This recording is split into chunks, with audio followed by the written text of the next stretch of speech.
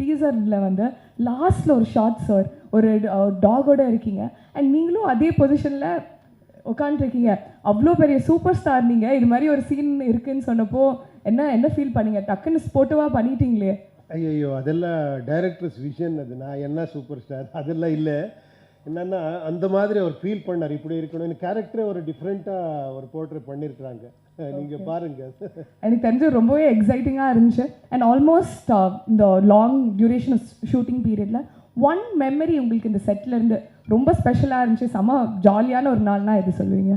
இல்லை, அது என்னவோ தெரியாது, இவரோட பண்ண ஒரு டேரும் மெமரியே. நான் ஓமிந்த வச்சு ஒரு 2-3 படம் பண்ணியிருக்கிறேன், அவர் கூட ஆக்ட் பண்ணியிருக்கிறேன்.